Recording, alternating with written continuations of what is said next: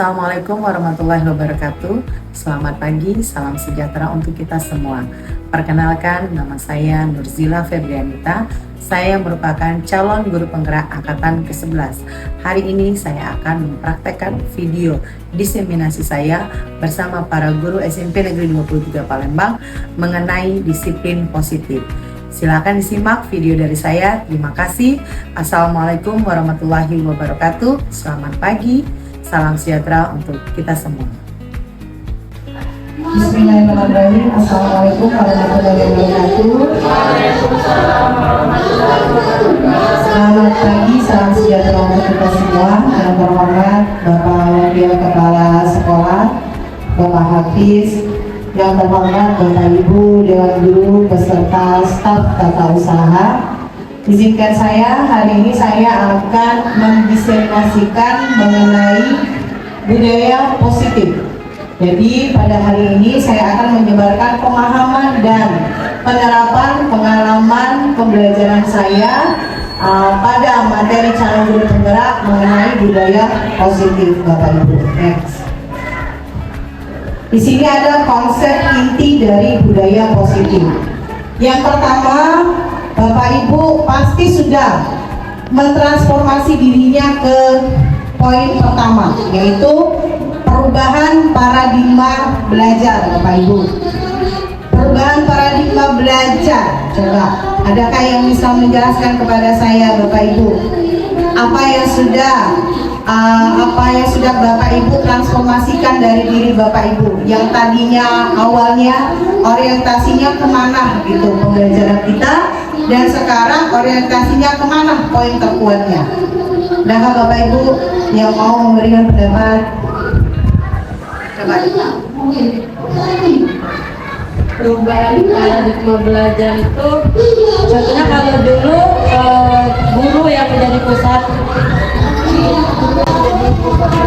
ya, pembelajaran kan guru, tapi sekarang lebih ke siswa, guru hanya sebagai fasilitator. Oke, good. Kasih ya.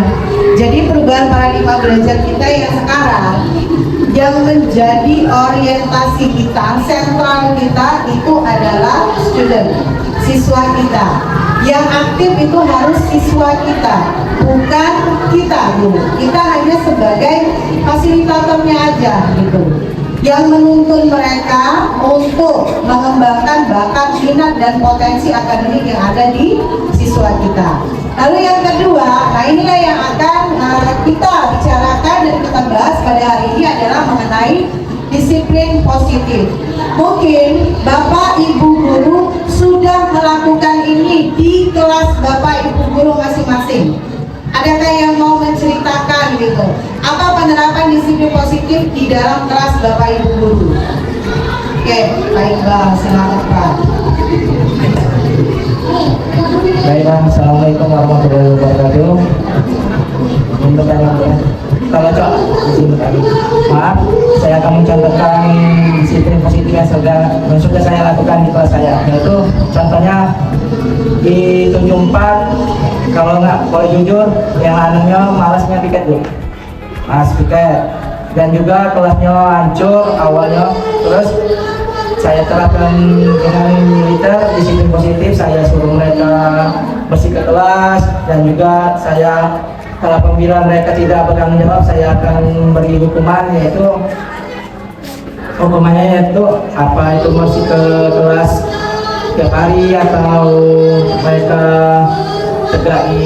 berdiri di depan kelas, atau mereka disuruh beli alat-alat pembersih. Terima kasih. Nah, itu salah satu disiplin positif yang diterapkan oleh Pak Iqbal. Jadi mengenai piket kelas ya Bapak ya, mengenai piket kelas, lalu Bapak memiliki kesepakatan ya, berarti kalau nggak piket atau datang terlambat maka tadi ada sanksi. Oke, ada lagi yang mau berbagi cerita mengenai penerapan disiplin positivitasnya? Silakan Ibu.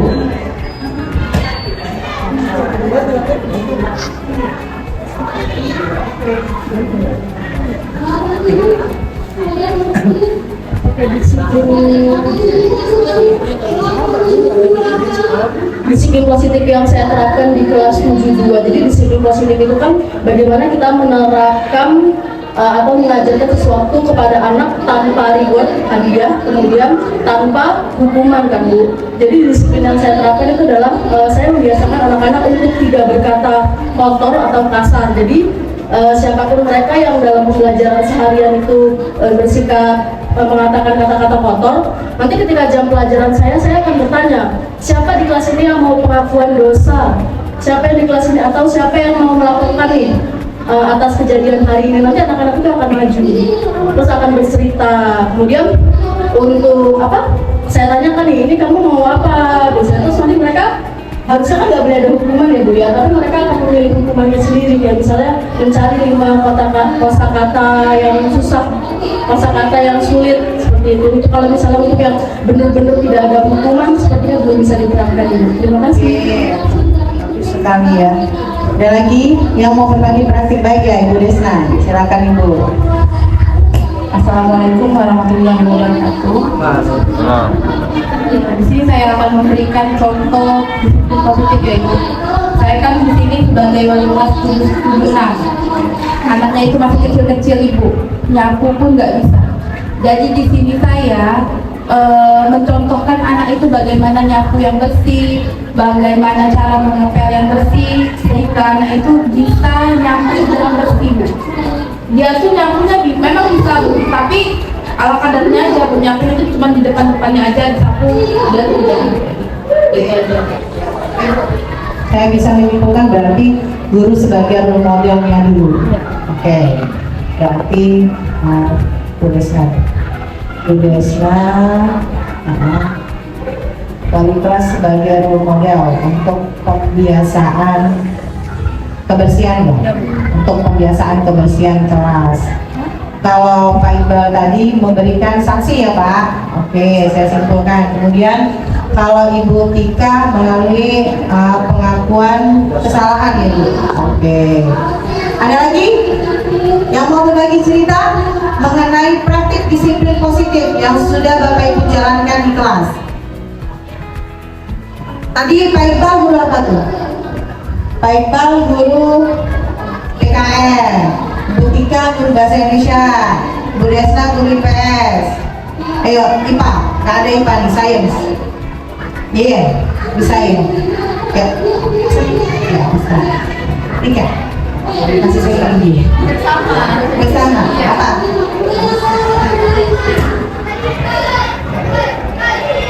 Bersama ya sebenarnya Bu ya, mewakili dari awal kan udah ada apa namanya keputusan kelas ya. Jadi sebenarnya dari awal segala macam ketidakdisiplinan itu udah ada sanksinya. Jadi dari awal kalau udah ada, dari awal sudah tahu Bu. Nanti kalau misalnya ini, jadi mereka sudah kami tanya lagi, sudah tahu sanksinya apa, lalu dan mereka milih sendiri Bu. Jadi saya tidak minta untuk pilihannya, mereka hukumannya. Jadi kalau untuk disiplin mereka sudah tahu, dan juga dari awal apa harus saya beritahu tentang hukumannya. Jadi udah Bu, ini hukuman aku, itu selesai. Berarti udah ada kesepakatan. Ya, Oke. Lanjut Pak. Jawaban dari ini nanti akan kita jawab setelah saya menyampaikan materi ini ya Bapak Ibu. Lalu kemudian di sini, ini tadi pembelajaran paradigma baru itu kemana kita nanti arahnya? Bapak Ibu udah tahu pasti arahnya kita ke sini. Profil belajar Pancasila ya, yang terdiri dari berapa dimensi Bapak Ibu? 6 dimensi ya. Kemudian next. Nah, ini dia manfaat dari perubahan paradigma ini jelas untuk membangun budaya yang positif. Kalau di dalam suatu sekolah itu sudah tercipta iklim budaya yang positif, maka akan muncullah yang namanya iklim keamanan, iklim kenyamanan yang akan dirasakan oleh semua stakeholder yang ada di sekolah itu, baik itu gurunya, baik itu siswanya, gitu kan, tenaga pendidiknya, dan semua stakeholder, semua warga yang ada di dalam sekolah. Jadi yang pertama yang harus dibangun terlebih dahulu adalah membangun budaya-budaya yang positif, sehingga terciptalah sekolah yang aman dan nyaman. Next. Nah, Bapak Ibu, saya punya satu contoh, dan ini untuk menunjukkan jati diri kita sih sebenarnya ini. Kemana kita? Ini permainan sih sebenarnya ya. Jadi kalian berpasangan ya Bapak ya, berpasangan gitu. Misal Yeye dan Ibu Yuli berpasangan gitu. Apa? Ya, Ibu Yuliana dan Ibu Yuli berpasangan, gitu kan? Sekarang coba deh, kepala tangan. Kanan oke, kiri oke. Dah. Hadapan.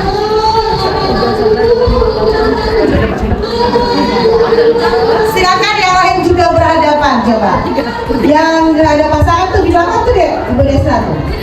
Nah, Jessica, satu-satu. Salah satu aja ya, habis ya. Salah satu aja ya, mengepalkan tangannya. Jadi Bapak Ibu, biasanya gini, salah satu aja yang mengepalkan tangannya. Yang satunya itu membujuk, merayu, terserah mau dikasih uang kek, mau dikasih apa kek, terserah. Atau boleh juga dalam bentuk manis Pak. Misal nggak mau buka saya bunuh kamu, boleh Pak. Itu kan motif, gitu kan? Dengan semua cara teman yang satunya silakan membujuk, merayu dalam kekerasan atau kelembutan sehingga yang mengepalkan tangan tadi mau membukanya. Coba dong try sekarang.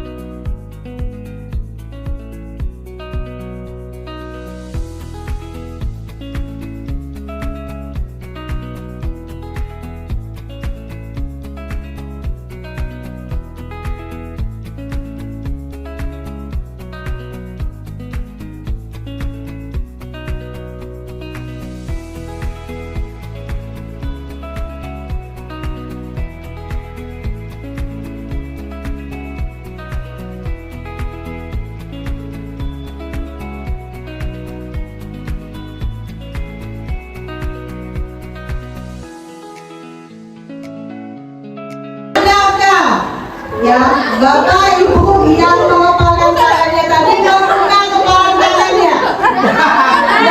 Gak ada ya Bapak Ibu ya.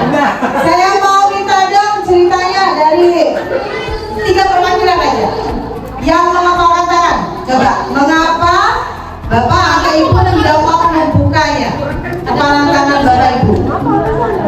Ada yang lain? Oke.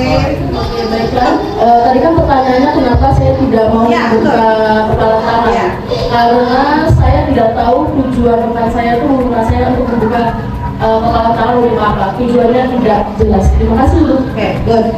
Next, siapa lagi yang mau? Pak Iqbal, boleh. Oke, tujuan saya tidak mengepalkan kepala tangan yaitu satu, tidak ada manfaat bagi saya untuk membuka tersebut. Kedua, kurangnya rayuan atau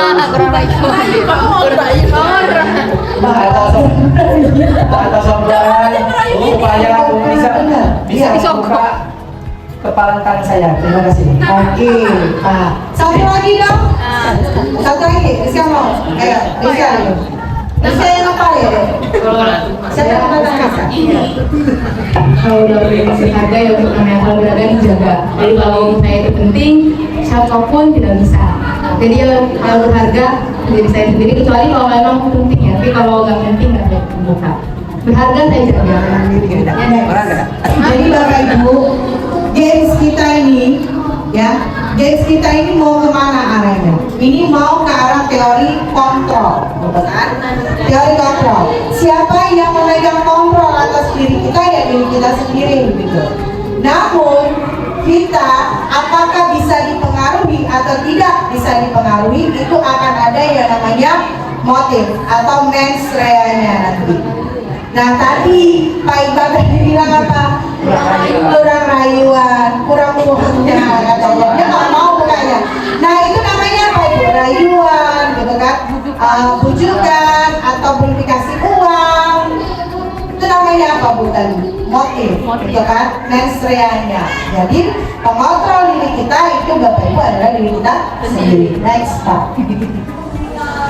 Miskonsepsi tentang makna kontrol ya. Yang pertama, ilusi bahwa guru itu mengontrol murid. Padahal itu nggak benar Ibu. Kalau kita yang mengontrol murid, apa yang akan terjadi? Apakah efeknya jangka panjang atau efeknya jangka pendek? Yuk. Yuk, siapa yang mau? Jangka pendek kayak gitu. Jangka pendek. Karena kalau biasa kalau guru yang mengontrol, berarti itu ada dua kemungkinan. Ada dia rasa menghargai sama rasa takut. Biasa yang menghargai rasa takut ini tidak konsisten, tidak stabil gitu. Jadi bakal ada jangka pendek. Bagi dengan kalau kontrolnya karena takut dengan gurunya. Terus sebentar saja, mungkin per detik udah kena kius. Betul ya, itulah ilusi guru mengontrol murid. Saya harapkan Bapak Ibu praktek di dalam kelas jangan pernah yang seperti ini. Karena tidak akan muncul, tidak akan timbul motivasi internal. Yang timbul hanya motivasi eksternal. Benar kata Ibu Rizka tadi, apalagi kalau Bapak Ibu sampai menyebutkan kamu nggak naik kelas nanti kalau kamu nggak ngerjain tugas ini. Nilai kamu kecil kalau kamu nggak ngerjain tugas ini. Jangan sampai kita seperti itu ya Bapak Ibu. Lalu yang kedua, ilusi bahwa semua penguatan positif, efektif dan bermanfaat ya. Di sini ilusi bahwa kritik dan membuat orang merasa bersalah itu dapat menguatkan karakter. Sering nggak Bapak Ibu melakukan hal seperti ini? Yang ketiga, pelajaran Bapak Ibu, ada anak yang ribut, ibu sedang mengajar, ibu tahu anak itu ribut, gitu ya. Tapi untuk menjudge-nya tadi, ya, ibu suruh dia ke depan. Padahal ibu tahu bahwa dia ribut dan dia pasti tidak akan konsentrasi dalam pembelajaran materi ibu. Tapi dia ibu suruh ke depan. Pernah nggak kejadian seperti itu, Ibu? Bapak? Kalau nggak pernah, aku alhamdulillah. Jangan pernah ya seperti itu ya. Banyak metode lain yang dapat kita lakukan untuk mengkonsentrasikan si siswa tadi. Atau kita bisa berefleksi diri bahwa metode atau pendekatan pembelajaran yang kita gunakan itu tidak menarik si siswa. Tapi jangan sampai kita terjadi miskonsepsi yang seperti ini ya. Kemudian ilusi bahwa orang dewasa memiliki hak untuk memaksa yang tadi ya. Bahwa guru itu dia sebagai hakim. Pernah Bapak Ibu memiliki posisi atau pernah pada posisi seperti itu? Bahwa Bapak Ibu itu di kelas adalah hakim, anak adalah terdakwa. Metode tradisional yang dulu. Gak pernah ya Bapak Ibu ya? Alhamdulillah kalau gak pernah. Next Pak. Ini ya. Ini mengubah paradigma stimulus respon kita ke pendekatan teori kontrol ya. Kalau stimulus respon, realitas atau kebutuhan kita itu sama. Kita memandang anak itu sama semua kebutuhannya. Tapi kalau teori kontrol, kita memandang anak itu kebutuhannya itu berbeda-beda. Ada anak yang di sekolah karena kurang kasih sayang di rumah, maka dia membutuhkan kasih sayang dan cinta serta perhatian dari kita, gitu kan? Benar ya? Ada anak yang melakukan sesuatu untuk kebutuhan bertahan hidupnya di sini. Ada anak yang melakukan sesuatu untuk kebebasan misalnya dia. Karena dia terkekang oleh cara Bapak Ibu mengajar, maka dia melakukan suatu tindakan di mana tindakan itu kebutuhannya untuk apa sebenarnya? dari anak kita untuk mencari kebebasan. Jadi Bapak Ibu, kebutuhan anak itu berbeda-beda ya. Lalu yang kedua, kalau kita stimulus respon, semua orang melihat hal itu sama Bapak Ibu. Tapi kalau kita sudah menggunakan teori kontrol, maka kita akan tahu bahwa setiap orang itu memiliki gambaran yang berbeda-beda, nggak sama ya. Lalu stimulus respon, kita mencoba mengubah orang agar berpandangannya sama dengan kita itu. Ini benar-benar cara tradisional ya Bapak Ibu ya. Kalau teori kontrol, kita berusaha memahami pandangan orang lain tentang dunia ya. Next, sampai di sini ya Bapak Ibu. Kalau stimulus respon, model berpikirnya ada menang ada kalah. Tapi kalau teori kontrol, model berpikirnya menang. Next Pak. Nah, baru kita masuk pada disiplin positif. Disiplin positif itu berasal dari kata disiplin yang artinya belajar Bapak Ibu. Jadi disiplin itu mengacu pada disiplin diri kita dulu terlebih dahulu. Kalau kita disiplin maka akan timbul sendiri yang namanya tanggung jawab. Dan itulah sebenarnya output yang kita inginkan dari para siswa-siswi kita. Muncul rasa tanggung jawab dari internal gitu. Dari dorongan intrinsik, bukan dari dorongan ekstrinsik. Nah, itulah penerapan disiplin positif. Tujuannya nih tadi menanamkan motivasi intrinsik pada murid-murid agar menjadi orang yang mereka inginkan dan mereka menghargai diri sendiri dengan nilai-nilai yang mereka percayai. Next Pak. Nih nilai-nilai kebajikan Bapak Ibu. Dari profil belajar Pancasila kita tahu lah pasti 6 dimensi: beriman, bertakwa, serta berakhlak mulia gitu kan. Berkebinekaan global, gotong royong, mandiri, kritis dan kreatif gitu. AIBO Primary Years Program itu ada toleransi, rasa hormat, integritas, mandiri, menghargai, antusias, empati, percaya diri, dan komitmen. Kalau life skillnya, keterampilan hidupnya dapat dipercaya, lurus hati, pendengar yang aktif, tidak merendahkan orang lain, dan memberikan yang terbaik dari diri. Nilai-nilai kebajikan ini nanti akan Bapak Ibu timbulkan di diri siswa pada saat Bapak Ibu membuat keyakinan kelas ya. Sudah buat keyakinan kelas Bapak Ibu. Nah, pada saat Bapak Ibu membuat keyakinan kelas, itu Bapak Ibu akan melakukan beberapa tahapan. Yang pertama, Bapak Ibu akan mengajak siswa-siswi kita untuk berdiskusi mengenai peraturan apa dulu. Kita ngomongnya tentang peraturan dulu, belum keyakinan. Peraturan apa yang diinginkan oleh para siswa-siswi kita yang disepakati untuk dilaksanakan di kelas kita. Lalu yang kedua, nanti peraturan-peraturan ini kita ubah kalimatnya menjadi kalimat-kalimat yang positif. Ya Bapak Ibu, kayak gitu nanti buat keyakinan kelasnya. Sudah mengubahnya dalam bentuk kalimat-kalimat yang positif, baru kita ubahnya dalam bentuk keyakinan. Sudah kita ubah dalam bentuk keyakinan, baru kita cari nih apa nilai-nilai kebajikan yang timbul dari keyakinan kelas kita. Baru kita sepakati bersama-sama. Sudahkah Bapak Ibu melakukan hal itu? Ini udah berjalan ya? Berapa bulan Pak? Udah 1 bulan. Adakah Bapak Ibu di sini yang sudah membuat keyakinan kelas? Ada. Balik kelas. Ada. Keyakinan kelas yang saya buat itu di 72 ini. Jadi pertama kali mas itu kan kita ada aturan-aturan. Kemudian dari aturan-aturan itu kita berkembang ke kesepakatan kelas. Dari kesepakatan kelas itu ketika sudah dijalankan dia berubah menjadi keyakinan kelas. Oke, good. Ini bagus. Bu Desna ya? Bu Desna udah gimana Bu? Cerita dulu Bu.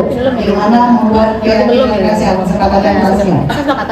Saya sudah membuat kesepakatan kelas dan keyakinan kelas. Kesepakatan kelas dalam keyakinan kelas. Tadinya kan anak itu kalau belajar suka ikut Bu.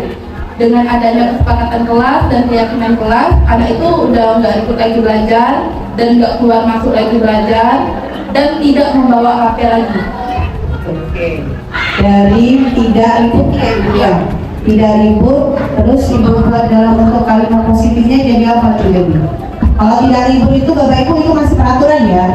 Itu masih peraturan kelas Bu. Nah, dari tidak ribut itu Ibu mau kembalikan menjadi kalimat positifnya menjadi apa? Kesepakatan bersama siswa kita.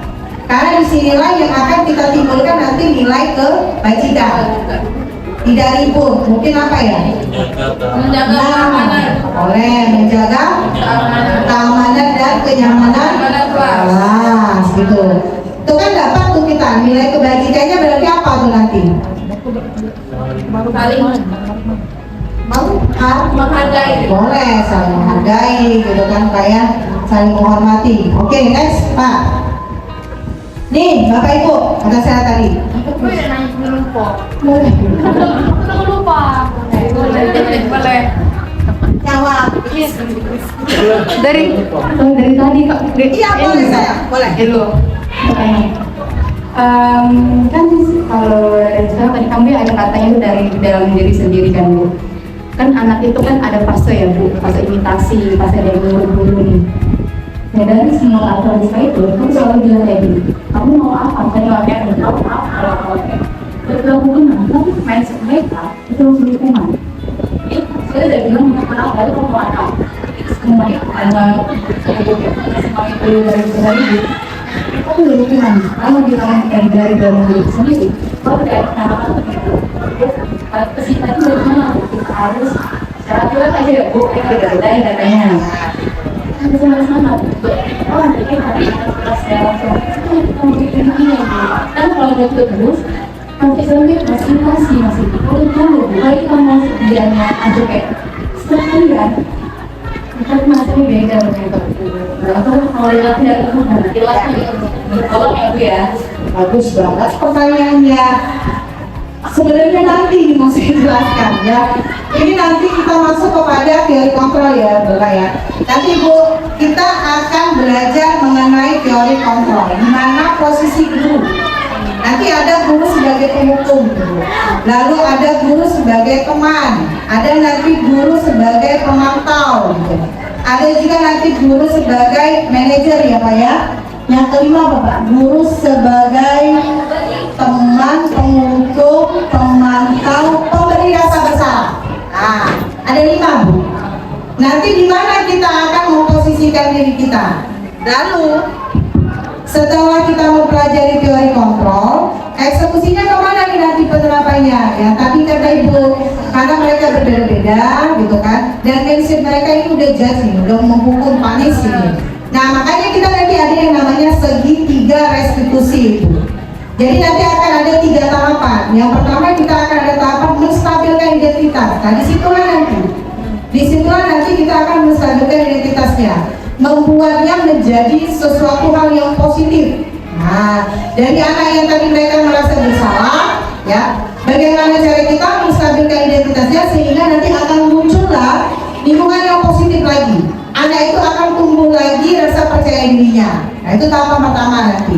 Yang kedua nanti tahapannya Ibu akan memvalidasi atau memvalidasi tindakan. Gitu. Nah, baru yang ketiga nyangkutlah tadi ke keyakinan kelas. Kita akan mengiring anak, sudahkah anak, sesuaikah anak dengan keyakinan kelas yang mereka perbuat tadi, gitu. Jadi nanti jawaban Ibu ada pada teori kontrol guru, di mana posisi guru di kelima teori kontrol tadi, lalu terakhir pada penerapan segitiga restitusi. Nanti ya, sabar ya. Next, ini dulu. Kebutuhan dasar manusia itu ada 5, Bapak Ibu. Yang pertama, semua manusia pasti bertahan hidup, ya. Itu nomor 1 kalau menurut saya. Mau mati mau hidup, ini dulu kebutuhan bertahan hidup. Lalu yang kedua, setiap manusia pasti membutuhkan rasa sayang, cinta, kasih, perhatian. Gitu. Yang ketiga ada penguasaan. Lalu yang keempat ada apa tuh? Kebebasan. Yang kelima ada kesenangan. Masuk semua nggak 5 hal ini terjadi di murid kita? Dengan keheterogenan murid kita ya Bapak Ibu, dengan keheterogenan belakang dari siswa-siswi kita.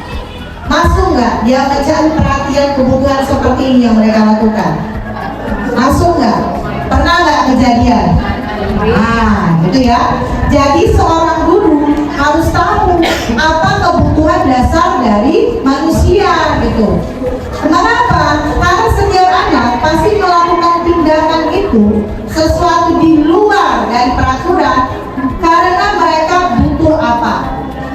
Dan harus Bapak Ibu sangkut pautkan pertama kali ya Ibu tadi dengan kebutuhan apa yang mereka cari dari mereka melakukan tindakan ini. Nah itu dulu yang harus Ibu telaah. Cari tahu dulu kebutuhannya apa nih, kayak tadi kan anak ngantuk bisa pelajaran Bapak Ibu. Apa sih kebutuhan yang mereka inginkan? Nah itu dulu yang harus Bapak Ibu telaah terlebih dahulu. Next Pak. Nih, saya punya kasus. Bimo, seorang anak TKB, selalu berlari keluar kelas menuju jalan raya di depan sekolahnya yang ramai dengan kendaraan. Tingkahnya membuat guru, Bu Ani, bingung dan seringkali lari mengejarnya. Ada berapa kemungkinan jawaban yang diberikan Bimo? Bapak Ibu, di sini kita diminta sebagai guru mengidentifikasi kebutuhan dulu dari si Bimo itu. Dia melakukan hal itu mengapa gitu? Pasti ada motif, pasti ada mens rea, pasti ada alasan. Nah sebagai guru itu dulu yang harus kita lakukan, mencari dulu apa sih motifnya, kebutuhan apa yang dia inginkan gitu. Nah silakan Bapak Ibu, siapa yang mau memberi pendapatnya? Kalau Bimo menjawabnya kayak gini, aku senang main kejar-kejaran dengan ibu guru, seru katanya. Nah, apa kebutuhannya? Silakan Bapak Ibu, boleh memberikan pendapat. Sama alasan ya. Ya? Ya belum? Belum. Ketika ya, TKN. Habis ini BK ya. Kalau menurut saya kebutuhan dari sahabat Bimo itu dia membutuhkan cinta dan kasih sayang. Karena kalau seorang anak sudah mencari perhatian ke orang lain, berarti di rumahnya dia kurang terpenuhi. Good. Ayo coba satu lagi deh, ada girl, ada boy. Ayo. Ada bapak-bapak dan ibu. Mungkin hampir sama dengan Bu Atika, cinta dan kasih sayang, karena itu saya rasakan sendiri dengan anak saya. Karena ketika dia bermain, kita memang ayahku senang main itu. Ya, ketika dia misalnya main itu agak berantakan dikit, memang posisi kita sebagai orang tua kadang maunya agak kurang senang. Tapi anak memang dia senang cak itu. Jadi kita lihat kebutuhan anak tersebut. Jadi kalau memang posisi dia lagi kesenangan main misalnya tadi main di luar, dan itu memang pada saat itu memang kebutuhan dia. Ya, kira seperti itu. Oke, ya sepakat ya kita ya, bahwa yang dibutuhkan dari si anak ini adalah cinta dan kasih sayang dari ibu guru. Apalagi di sini ada kata-kata seru, ya kan? Oke, next Pak. Nih, apa mens rea? Apa motivasi perilaku dari manusia? Bapak Ibu, yang pertama, kalau kita mau memunculkan hanya dari motivasi luar, ekstrinsik saja, ini yang terjadi. Untuk menghindari ketidaknyamanan atau hukuman saja, tadi kata saya, pasti Bapak Ibu masih melakukannya ini. Kamu nggak mau buat PR, nilai kamu saya kurangi. Kamu terlambat datang, keluar. Masihkah ada kita yang seperti itu Bapak Ibu? Nah, saya harapkan setelah diseminasi ini jangan lagi kita melakukan hal seperti itu. Karena apa? Karena yang timbul dari diri anak itu hanya motivasi ekstrinsik yang dari luar. Dimana nanti jangkanya jangka pendek atau jangka panjang Bapak Ibu? Kalau dia dari ekstrinsik, jangka pendek ya. Untuk mendapatkan imbalan atau penghargaan. Nah ini juga nih, ini menjadi trennya kalau kita di guru penggerak. Bolehkah memberi hadiah, reward gitu ke anak didik kita? Ternyata Bapak Ibu, reward atau penghargaan itu juga sama, masih hanya menimbulkan motivasi ekstrinsik saja. Ketika dia udah nggak dapat lagi, misal semester 1 dia juara 1, di semester 2 misalnya dia ranking 4, apa yang terjadi pada anak itu? Pernahkah kita ya menyadari psikologi yang terjadi kepada diri anak itu? Atau mungkin kita pernah berada di posisi seperti itu dulu. Sedih nggak Bapak Ibu ya? Sedih nggak? Nah, jadi kalau motivasi dari penghargaan atau hadiah saja itu masih berupa motivasi eksternal Bapak Ibu, ekstrinsik. Nah, yang harus kita timbulkan adalah ini, motivasi intrinsik, yaitu untuk menjadi orang yang mereka inginkan dan mereka menghargai diri mereka sendiri dengan nilai-nilai yang mereka percaya. Dan saya harapkan Bapak Ibu di SMP Negeri 23 Palembang ini memunculkan motivasi ini di dalam diri siswa-siswi kita. Kenapa? Karena motivasi inilah motivasi yang berasal dari internal dan akan ada di diri anak sampai jangka panjang. Inilah yang kita harapkan. Next, Pak. Nih, kita bedakan ya, yang mana hukuman, yang mana konsekuensi, dan yang mana restitusi. Gitu. Kalau hukuman, Bapak Ibu pernah masih melakukannya. Hukuman itu tidak terencana. Terkadang anak melakukan kesalahan apa, hukuman kita apa? Gak nyambung. Nah, inilah yang namanya hukuman tidak terencana atau tiba-tiba. Murid itu tidak tahu apa yang akan terjadi dan dia tidak dilibatkan di dalam ini. Kemudian hanya bersifat satu arah. Itu tadi, guru hanya sebagai hakim dia, pemberi hukuman tanpa tahu siswa ini apa kesalahannya, apa hukumannya, nggak nyambung kalau kita bilang. Jadi bersifatnya hanya satu arah. Kemudian dia berupa hukuman fisik, dari keliling lapangan, gitu kan? Apalagi waktu itu biasanya pohon, push-up, gitu kan? Nah, kalau konsekuensi dia terencana, memang disepakati sesuai peraturan. Ya, murid tapi tetap masih dibuat tidak nyaman di sini karena yang mengontrolnya masih guru. Lalu sikap guru selalu masih memonitor murid.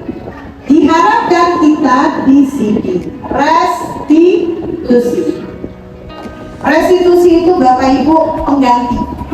Restitusi itu pengganti hukuman. Bapak Ibu pernah dengar nggak? Kalau kita sangkut pautin yang hal simpel aja, sederhana. Anak di bawah 17 tahun tawuran, dihukum nggak? Dikejar? Pernah nggak mendengar anak di bawah 17 tahun yang tawuran, misalnya aja, dikejar langsung? Nggak pernah Bapak Ibu. Nah, direhabilitasi itu namanya restitusi, pengganti hukuman. Kenapa? Karena kalau anak umurnya masih di bawah 17 tahun, kita masukin tuh ke penjara langsung gitu kan? Apa yang terjadi? Mentalnya akan down, ya kan?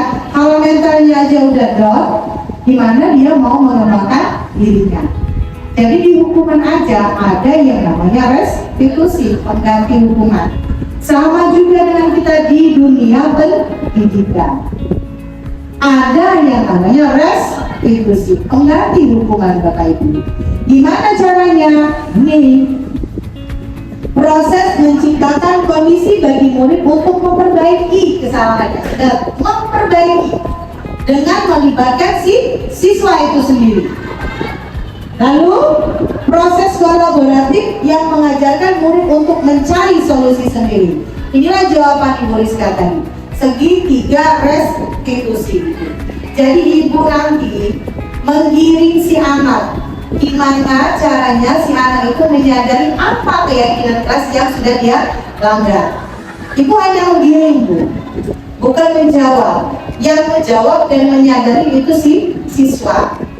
Lalu ibu minta dengan siswa tadi mencari juga solusinya. Gimana caranya dia tidak melanggar keyakinan kelas yang sudah disepakati. Ibu hanya mendengarkan, menggiring bagaimana cara dia menjawab untuk mencari solusi dari kesalahan dia tadi. Nah, itu yang harus dilakukan sekarang.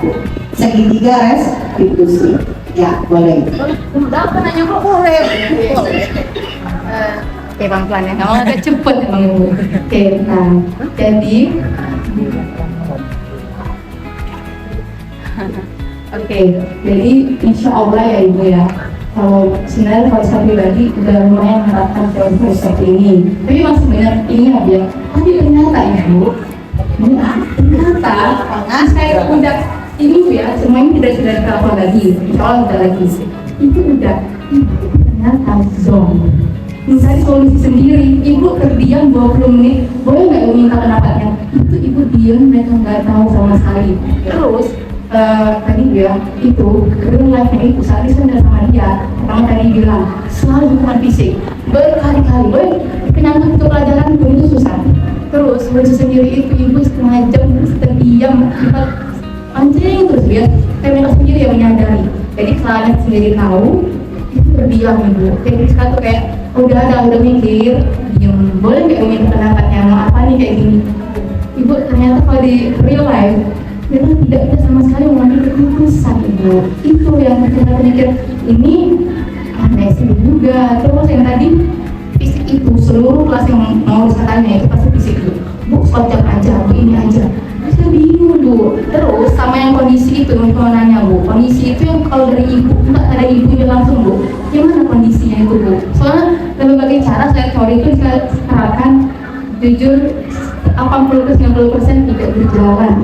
Itu yang bisa bingung tuh. Jadi silent treatment aja. Jadi karena takut salah ngomong jadi silent treatment. Boleh tolong ya biar kondisinya tuh kayak gimana sampai hasilnya Ibu? Ya, bagus sekali ya pertanyaannya ya. Jadi ini sebenarnya udah realita. Kejadian-kejadian yang sudah kita lakukan gitu kan dan terjadi. Tadi Bu Rizka udah berbagi praktik baiknya mengenai disiplin positif ya Pak ya. Bahwa dia udah melakukan hal seperti itu tapi kenyataannya zong ya Ibu ya. Makanya Pak, tolong Pak langsung posisi kontrol dulu Pak. Nanti itu Pak. Ini Bu ya. Kita ada posisi kontrol. Ada guru sebagai penghukum. Jadi yang biasanya memberikan hukuman fisik Bapak Ibu. Anak terlambat, silakan kau pulang dari kelas. Gitu ya, Pak ya. Nah, kalau Bapak Ibu biasa melakukan hal seperti itu, maka yang terjadi tadi motivasi eksternal dan anak terbiasa dengan hal seperti itu. Tapi tidak ada peningkatan, tidak ada perubahan kualitas diri dari si anak. Oke, yang kedua, membuat rasa bersalah. Ada aku untuk diri kan? Yuli misalnya, tolonglah Yuli, udah ya Pak ya, kau ikutilah peraturan Yuli, kasihanilah ibu, kaki ibu kena marah kepala sekolah. Nah itu yang ibu lakukan, itu berarti ibu sebagai pembuat rasa bersalah. Gak boleh ibu, down anak ibu, terbiasa anak ibu seperti itu. Tapi dengan guru lain, dia gak akan nurut, dia hanya nurutnya sama ibu aja. Oke, yang ketiga sebagai teman. Ayo, mau kita contohin. Desna, gitu kan ya. Boleh, Zila, gitu ya Pak ya, benar nggak Pak? Zila, gimana Pak? Caranya Pak? Gak boleh, ya. Zila misalnya, gimana ya? Ibu ini sudah apa ya Pak? Ya, ini teman, Bu. Sebagai teman juga kita nggak boleh memposisikan diri kita sebagai teman. Satu melunjak, kedua, anak nggak akan urus sama guru lain. Dia hanya maunya sama kita aja, pada saat sama kita aja. Zila, ibu sudah kayak gini dengan kamu, gitu kan? Ibu juga sudah kenal dengan keluarga kamu. Saya gitu ngomong kayak gitu kan? Ayolah Zila, nurutlah sama ibu. Nah, itu nggak boleh juga ibu memposisikan diri ibu seperti itu. Ya nggak akan terjadi, nggak akan timbul motivasi intrinsik. Restitusi itu ibu, kita nggak marah, kita juga nggak lembek, gitu. Tapi kita tegas. Itu restitusi ibu, tegas dan menggiring si anak untuk berpikir apa keyakinan yang sudah dilanggarnya, bagaimana cara dia memperbaiki kesalahannya. Nah itu yang kita lakukan. Jadi jangan kita memposisikan diri sebagai penghukum, pembuat rasa bersalah, atau sebagai teman. Tapi sebagai pemantau, kalau saya analisis itu masih bisa kalau ibu berposisi sebagai pemantau. Sebagai pemantau itu artinya bapak ibu itu masih ada perhatian ke siswa. Misal Iqbal datang ke sekolah terlambat, kicir-kicir dia berlari, gitu kan? Ibu melihat gitu, mengawasi, memantau apa kesalahan yang ada di Iqbal. Bukan yang ibu pantau itu dia berlarinya bu, sepatunya misalnya ibu lihat. Nah, coklat sepatu yang dipakai oleh si Iqbal ini. Itu ibu sebagai pemantau posisinya. Tapi saya masih memaklumi kalau ibu, bapak sebagai pemantau. Artinya bapak ibu itu masih ada jiwa mengawasi si anak. Karena nanti pasti akan ibu panggil itu si anak. Iqbal sini nak. Kamu tahu apa kesalahan kamu hari ini? Misalnya gitu kan. Kamu memakai sepatu warna apa? Ya, itu pemantau ibu. Oke, dari pemantau saya harapkan nanti bapak ibu akan ke manajer. Next pak, manajer. Nah ini ya, ini contoh-contohnya nih.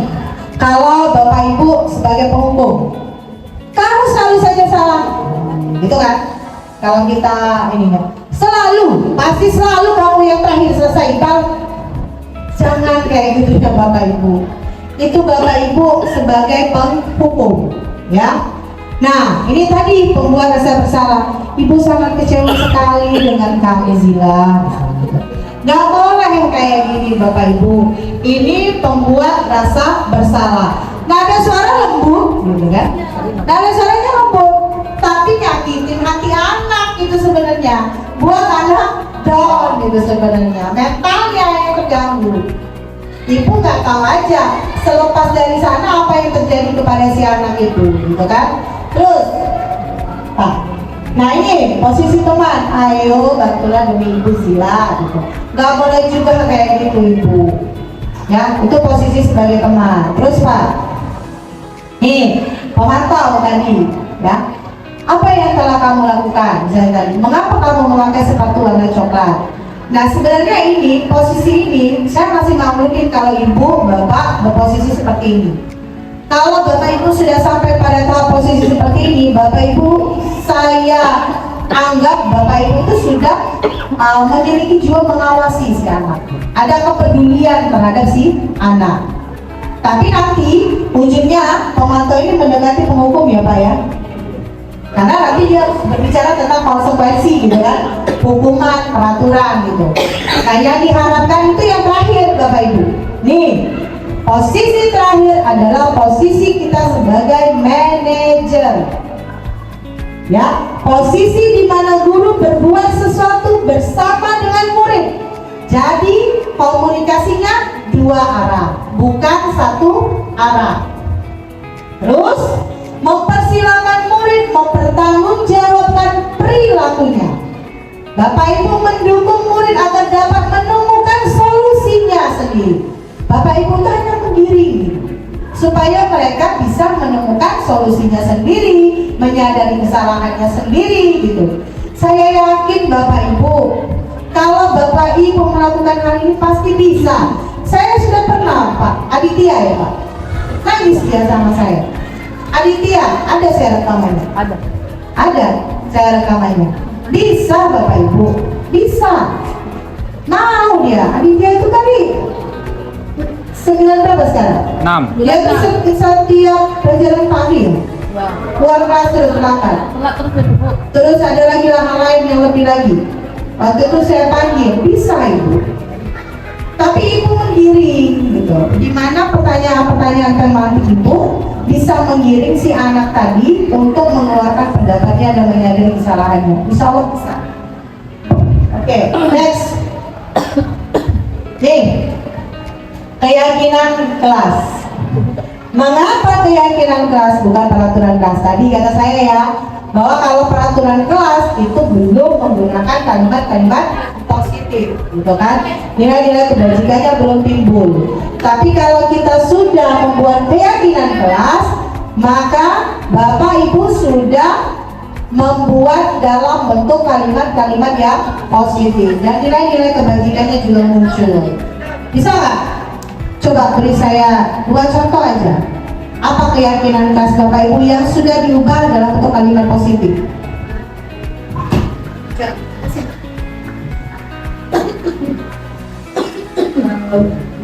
Mungkin yang sebelumnya tidak datang terlambat itu bisa dirubah jadi datang tepat waktu. Oke, nilai kebajikannya apa tuh Bu? Jadi sepakati kemarin jadi Sama murid kan itu pasti Bapak Ibu tidak sepakati sama murid ya. Nah kemarin pada saat menyepakati dengan murid, nilai kebajikan apa yang diharapkan dari datang tepat waktu tadi? Supaya itu disiplin waktu. Oke, good. Next, siapa lagi yang mau menyebutkan keyakinan kelasnya? Tika, oke, Bu Tika, ayo, apa? Salah satu keyakinan kelas yang saya ciptakan di kelas itu adalah menciptakan kondisi kelas yang tenang, damai saat guru menjelaskan. Jadi nilai kebajikannya itu adalah rasa saling menghargai antar teman untuk belajar. Oke, bagus sekali. Bapak Ibu udah nerapin semuanya berarti ya, keyakinan kelas, benar ya? Oke, next, Pak, udah ini semua nih, udah rajanya semua. Pembentukan keyakinan kelas, nah ini tadi ya Bapak Ibu yang sudah saya jelaskan tadi ya, dan Bapak Ibu sudah menerapkan ini di dalam kelas. Next Pak, oke, nah ini salah satu contoh gitu, hasil dari pembentukan keyakinan kelas gitu. Ini ya contohnya sini, hadir tepat waktu. Yuk kita telah sama-sama yuk. Kalau hadir tepat waktu berarti nilai kebajikan yang diharapkan apa di situ Bapak Ibu? Oke. Yang kedua, menyelesaikan tugas yang diberikan. Tanggung jawab. Yang ketiga, mengucapkan salam. Mentaati tata tertib yang berlaku. Apa nilai kebajikannya Bapak Ibu? Disiplin boleh ya, tanggung jawab boleh. Kemudian yang kelima, menyapa dengan senyuman. Terus apalagi Bapak Ibu? Sopan, ya, santun. Oke. Terus berbicara dengan sopan, sama ya. Oke. Memakai atribut sekolah lengkap. Tanggung jawab. Saya Bapak Ibu ya. Ini saya harapkan Bapak Ibu terapkan nanti di kelas Bapak Ibu ya. Inilah kesepakatannya. Bapak Ibu melibatkan siapa? Murid. Jadi kesepakatan bersama murid. Next Pak. Nih Ibu Rizka, segitiga restitusi. Yang pertama menstabilkan identitasnya dulu si anak. Yang kedua baru kita memvalidasi keyakinan, memvalidasi tindakan. Yang ketiga baru menanyakan keyakinan. Nah, menanyakan keyakinan ini nanti Bapak Ibu sangkut pautkan dengan keyakinan kelas yang sudah Bapak Ibu sepakati bersama siswanya gitu. Validasi tindakan juga sama. Misal Zila, kamu tadi tidak datang tepat waktu, gitu kan? Kamu sadar nggak apa keyakinan kelas yang sudah kamu misalnya yang tidak sesuai dari kamu? Jangan ngejudge ya Pak ya. Kamu sadar nggak keyakinan keras yang nggak sesuai yang kamu lakukan? Sadar dia pasti. Tapi dia dilibatkan tadi di dalam pembuatan keyakinan keras. Kalau Bapak Ibu melibatkan membuat keyakinan keras itu bersama siswa, pasti dia tahu dan dia sadar di mana letak kesalahannya. Boleh Bapak Ibu menanyakan lagi, apa nilai kebajikan yang kamu langgar di situ? Bisa itu. Terus bagaimana cara kamu nanti memperbaikinya? Kamu tepat waktu, itu udah masuk ke poinnya yang diharapkan dari segitiga restitusi. Bisa Bu? Iya, tapi memang agak ekstra keras ya Pak Hafiz ya. Semuanya itu dia step by step ya Pak ya. Step by step dia Bu. Ada langkah yang Ibu hilangkan ya udah. Anak itu memang harus dilibatkan dari awal. Iya, nah kalau Anda dilibatkan dari awal, insya Allah nggak akan zonk gitu. Iya, oke. Next nih menstabilkan identitas. Nah, mulai misal ada anak yang berkelahi gitu. Pada saat ibu membawanya atau memanggilnya ya ke ruang guru, tapi saya harapkan jangan yang ramai ya Pak ya. Kalau bisa itu tempat yang hanya ibu dan dia aja yang ada di situ. BK saya atau KS gitu kan. Atau fokus itu boleh juga di sini. Kemudian anak tadi kan udah manas tuh Bapak Ibu. Dan dia udah sadar tuh pasti saya dipanggil Ibu Rizka ini udah kelar hidup gue. Itu kan dia pasti udah merasa. Nah gimana caranya Ibu menstabilkan identitasnya tadi? Dari yang dia melanggar itu tadi ya, Ibu buat iklim yang positif sehingga siswa itu kembali lagi kepada seperti kondisi seperti semula. Iya, kayak Ibu ngomong kayak gitu kan, Iqbal, berbuat salah itu wajar. Atau Ibu sudah menanyakan dulu nih, gimana Iqbal, tadi apa yang kamu lakukan misalnya? Ya Bu, misalnya kalau ini ngatain aku Bu, ngatain bapak aku ini. Nah ibu buat penekanan di situ supaya si anak tadi Bu percaya diri lagi. Oh ibu ini loh sama saya, care sama diri sama saya. Jadi ini tadi, nggak apa-apa nak, berbuat salah itu wajar. Kalau ibu dulu, ibu kan ceria memang, nggak apa-apa. Tapi jangan iya Pak, nggak apa-apa. Terus saya diajarin fasilitator saya kemarin. Makanya kita face to face aja, jangan di ruang guru. Nanti kalau di ruang guru, gurunya ngomong, nah Ibu Rizka ini apa miliknya itu malah. Itu kan kita mau menstabilkan identitasnya dulu. Bapak dulu lebih lagi daripada kau. Nah, tidak apa-apa Bu, kita menstabilkan dulu identitasnya tadi. Next Pak. Nah, baru kita memvalidasi tindakan yang salahnya tadi. Nah, di sini kamu pasti punya alasan kan mengapa melakukan hal itu, nak? Iya, nah gitu. Karena yang tadi misalnya Pak, aku dikata-katain bapak aku Bu, aku gak kalah, aku udah sekali. Iya, wajar. Tetap kita katakan wajar. Tapi dengan kita memberikan hal-hal yang positif tadi ya Pak ya, anak pasti welcome keluar dia dari zona nyamannya. Iya makanya kita harus mengeluarkan zona yang terlalu nyaman tadi gitu kan. Gimana nih caranya supaya anak ini tadi keluar dari zona yang tidak nyamannya ini tadi? Nah dia harus tahu dulu nih ibu ini membawakan positif atau negatif gitu. Kalau udah dari pertama kok ya berarti kan orang ibunya sudah negatif. Kayak mana anak kita ini mau welcome dengan kita gitu. Ya? Gak mau kan? Kalau dikatakan apa lagi kalau kita salah terus saya masuk terus kantor, masuk terus BK ya sudah dia bencana masuk neraka di dalam itu ya kan? Nah tuh terus Pak terakhir nah ini menanyakan keyakinan ini kata saya tadi pada saat pembuatan keyakinan kelas anak harus dilibatkan. Jadi benar-benar ada komunikasi dua arah, ada diskusi pada saat itu. Ibu, bapak benar-benar memanfaatkan mereka untuk mendapat output keyakinan kelas. dengan melibatkan mereka. Sehingga apa? Sehingga keyakinan keras itu sudah ada di luar kepala mereka. Jadi pada saat kita menanyakan keyakinan, dia udah tahu nih keyakinan apa yang dia langgar. Dan dia pasti akan tahu ibu bagaimana cara dia gitu kan, memperbaiki keyakinan yang tidak sesuai tadi. Pasti bisa, insya Allah bisa, saya yakin itu. Saya pernah melakukan itu. Bisa kok, insya Allah. Harus positif kita. Oke, next Pak. Ini tadi segitiga restitusi ya. Udah tadi, next Pak. Nih, Bapak Ibu, saya punya case lagi nih. Siapa yang mau?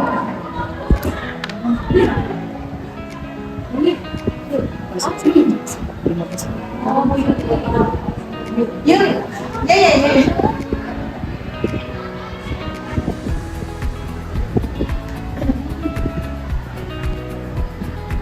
Saya kecewa, ini ibu deh, ini posisi kontrol bu.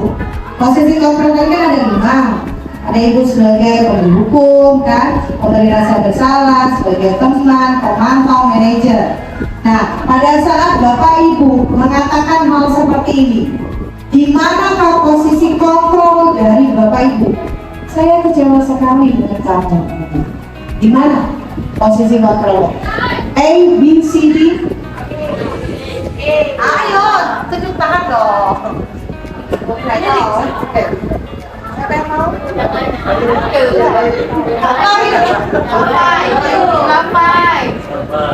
Ayo, panitia silakan. Ibu Peri. Menurut saya posisinya itu membuat orang merasa bersalah ibu. Karena saya kecewa sekali dengan kamu. Jadi orang itu merasa ibu itu kecewa sama saya. Jadi saya merasa bersalah begitu bu. Ada pendapat lain? Pak Busro, silakan Pak. Saya mungkin sama-sama membuat rasa orang tua bersalah. Artinya ketika kita mengucapkan saya kecewa sekali sama kamu, itu artinya kita semakin dalam perasaan bersalah dia itu semakin jangan lah. Jadi kita anak itu semakin solusi dia mendapatkan kebaikan dari perubahan dari kesalahannya semakin jauh, karena kita sudah membuat dia semakin bersalah dengan kesalahan yang dilakukan itu. Ya. Oke, next. Sepakat ya itu tadi, nah agak panjang ya. Silakan Bapak Ibu baca sendiri gitu. Ini penerapan segitiga restitusi, kontrol kebutuhan dari semua Bapak Ibu. Nanti silakan siapa yang mau menanggapi.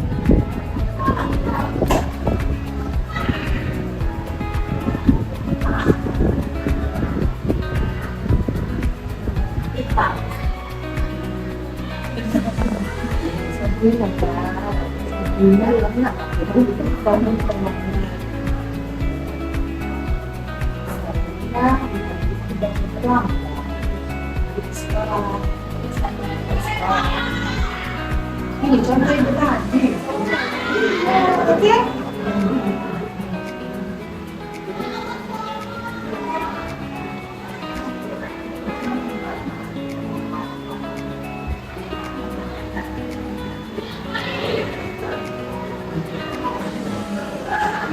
Ya, siapa yang mau?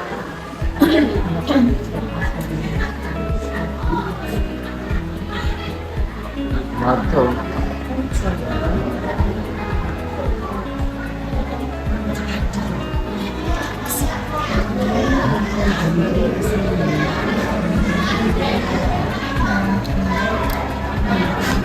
Jadi kalau gue apa?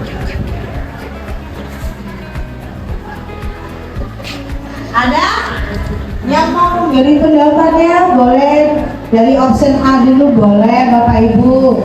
Dalam kasus di atas, bisa sikap posisi apakah yang diambil oleh Bapak Luman? Jelaskan dan apakah indikatornya? Siapa yang mau menjawab pertanyaan pertama dulu?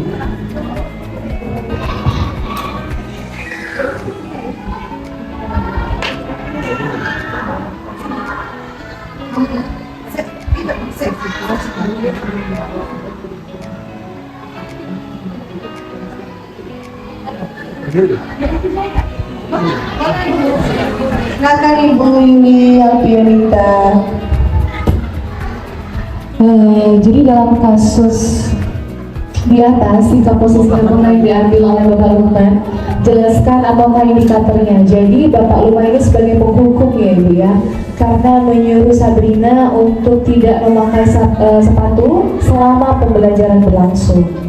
Indikatornya dia hukuman fisik. Ya Bu ya, oke kita jawab, terima kasih. Ada lagi yang memandang dari posisi selain sebagai penghukum. Dalam menganalisisnya dibaca per kalimat. Bisa timbul 2 atau 3. Nah, salah satunya tadi dari Ibu Yuli Alpionita, guru sebagai penghukum ya.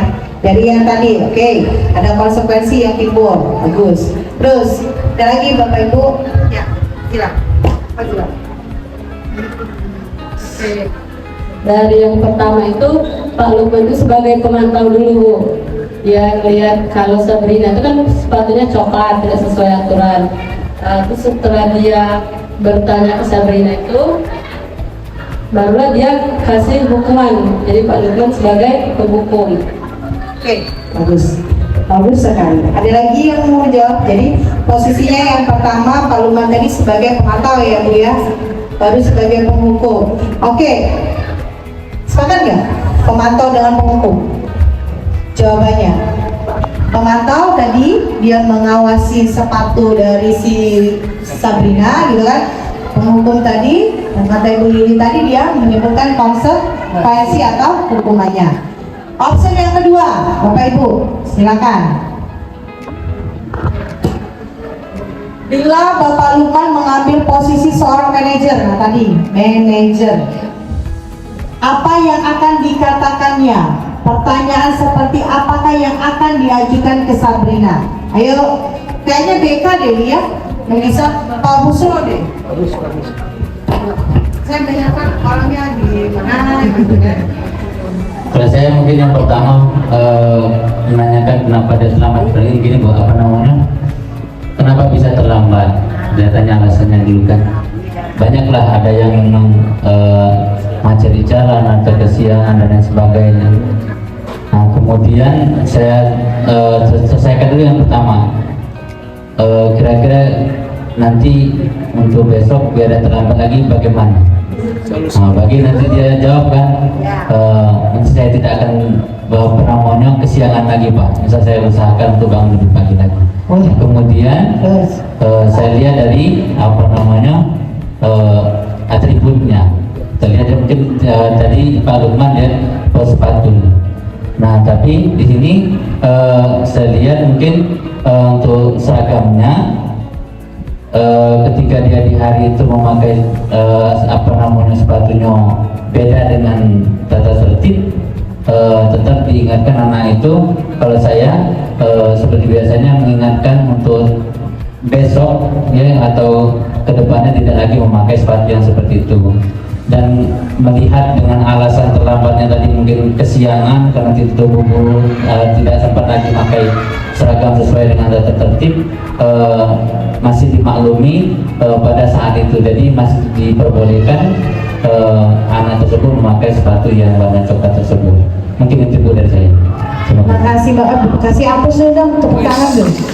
Ini udah posisi guru manajer dan udah menyatakan segitiga restitusi ya Pak ya. Semuanya udah diterapkan berarti di BK, di bimbingan konseling SDG 22 Palembang. Oke. Keren Pak Bu. Ini Pak Iqbal aja deh. Udah nih. Kira-kira bila Pak Iqbal adalah kepala sekolah di sekolah tersebut, gitu. Nilai kebajikan apa yang ingin dituju oleh peraturan harus berwarna hitam. Tadi ya, nilai-nilai kebajikan. Berarti yang positifnya ya Pak ya. Apa Pak? Yang ingin Bapak peroleh dari peraturan Bapak. Misal Bapak kepala sekolah nih, Bapak membuat peraturan di sekolah bahwa di dalam sekolah kita harus menggunakan sepatu berwarna hitam, tidak boleh warna-warni selain dari hitam. Apa nilai kebajikan yang Bapak inginkan dari peraturan itu Pak? Kalau Menurut saya Bu, nilai kebajikan yang saya terapkan apabila peraturan sekolah itu yaitu paling pertama itu disiplin. Disiplin karena apa? Untuk menanamkan nilai-nilai disiplin itu sangat berat Bu. Dan juga kita harus mencontohkan terlebih dahulu nilai-nilai tersebut dan juga anak-anak tersebut nanti mengikuti yang kita contohkan tersebut. Terima kasih. Terima kasih Bapak. Next Pak, ada lagi nggak Pak? Nah, ini satu aja deh ini. Yuk, siapa yang mau? Panjang ya? Panjang. Guru matematika, ada intinya aja Bu. Kalau kita baca itu kan pasti dia ada kalimat utama loh di dalam setiap paragraf. Intinya kan ada guru matematika nih, Ibu Santi sakit gitu. Nah, dia diganti oleh Ibu Eni. Ibu Eni ini posisinya baru 2 tahun menjadi guru di SMP itu. Jadi guru baru gitu. Nah, kemudian ada beberapa murid perempuan di kelas yang Ibu Santi tadi, Pipi dan Natal ini kayaknya berulang nih. Nah, dia menggunakan kesempatan bersikap seenaknya, tertawa, tidak mengindahkan Ibu Eni tadi pada saat ngajar. Nah, Ibu Eni mencoba, nah ini case-nya Bu, mencoba menyapa Pipi dan Natali dengan ramah sambil mengingatkan mereka untuk tetap fokus pada pengerjaan tugas. Nah, ini yang mau kita lihat. Kalimat yang keluar dari Ibu Eni tadi. Ayolah tugasnya dikerjakan. Nanti Ibu ditegur Bapak Kepala Sekolah kalau kalian tidak kerjakan tugas. Tolong bantu Ibu ya. Tuh. Namun Vivi dan Natali malah jadi tertawa. Ibu santai aja Bu. Mereka tetap tidak mengerjakan tugas dan malah mengobrol. Saya tanya aja dia langsung gini gitu. Dari paragraf pertama, bagaimana Bapak Ibu menganalisis posisi dari Ibu Eni terhadap Vivi dan Natali? Itu aja.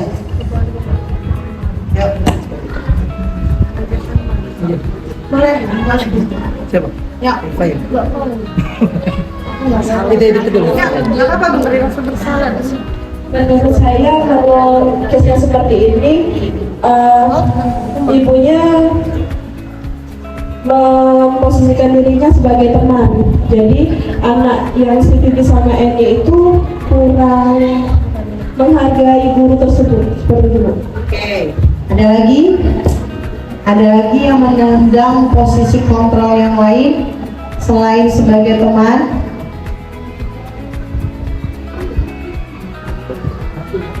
Bu Atika, apa Bu?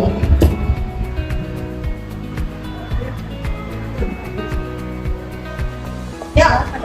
Apa? Sekarang? Nggak kelihatan. Tadi yang sudah saya. Rizka ya. Coba Rizka. Ada orang kita diam. Bukan sih salah satu kontrol tadi ada kan Pak. Pemberi hukuman gitu, pemberi rasa bersalah, teman, pemantau, manajer. Karena anak ibu. Kalau teman juga bisa, tapi rasa bersalah, teman ya, itu bingung aja. Ya apa? Hukuman enggak itu, hukuman enggak. Kalau lebih itu bersalah. Ada lagi nih teman soal materi tadi kan yang bersalah, rasa bersalah. Ya, itu berarti bingung ya. Ya, memang posisi ini ya Pak ya, posisi pemberi rasa bersalah dengan teman itu agak-agak mirip kan, sama ya apa penghukum dengan pemantau ya, penghukum dengan pemantau itu juga agak-agak mirip gitu. Dan ini memang bisa dua posisinya, bisa dia sebagai pemberi rasa bersalah dan bisa juga dia sebagai teman. Oke, habis ya Pak. Thank you. Tapi sebelum kita penutupan Bapak Ibu, saya pengen nih dengar dulu refleksi dari Bapak Ibu setelah saya melaksanakan diseminasi disiplin positif ini. Apa yang Bapak Ibu rasakan gitu? Dari yang sebelumnya, setelah mendapatkan diseminasi dari saya ini, apa yang Bapak Ibu rasakan? Dua aja ya, perwakilan dari Bapak-bapak dan perwakilan dari ibu-ibu. Yuk, berdiri ya kalau bisa. Bagus sekali ya Pak. Jadi Pak.